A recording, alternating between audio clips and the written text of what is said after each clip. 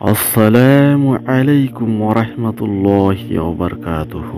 আর যারা মন্দ কাজ করেছে, মন্দের সাজা এর অনুরূপ হবে এবং তাদের উপর লাঞ্ছনা ছেয়ে যাবে। আল্লাহর আযাব থেকে কেউ তাদের বাঁচাতে পারবে না। তারা তাদের চেহারা এমন কুৎসিত হবে যেমন তাদের চেহারার উপর রাতের অন্ধকার ভাঁজের পর ভাঁজ করে লেপটে দেওয়া হয়েছে। সূরা ইউনূস। লানত অর্থ আল্লাহর রহমত থেকে দূরে থাকা। বেশিরভাগ মহিলা অন্য মহিলাদের লানত করে থাকে, এ কারণে সে নিজেই আল্লাহর রহমত থেকে দূরে সরে যেতে থাকে। আর আল্লাহর রহমত থেকে দূর হওয়ার অর্থই জাহান্নামে যাওয়া।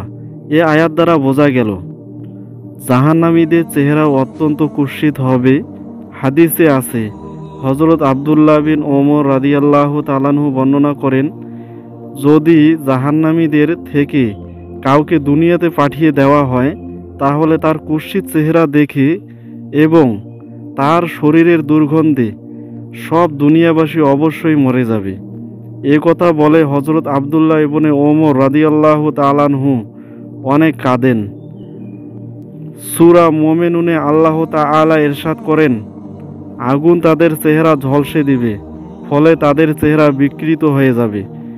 রাসূলুল্লাহ সাল্লাল্লাহু আলাইহি ওয়াসাল্লাম কালহুন শব্দের তাফসিরে বলেন, আগুন জাহান্নামবাসীদের জ্বালিয়ে দগ্ধ করে দিবে।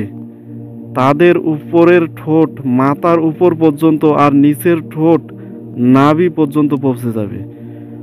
সুতরাং প্রিয় দর্শকবৃন্দ, যদি আপনাদের কাছে আমার এই ভিডিও ভালো লেগে থাকে অবশ্যই আপনাদের প্রিয় মানুষদের কাছে শেয়ার করে দেবেন।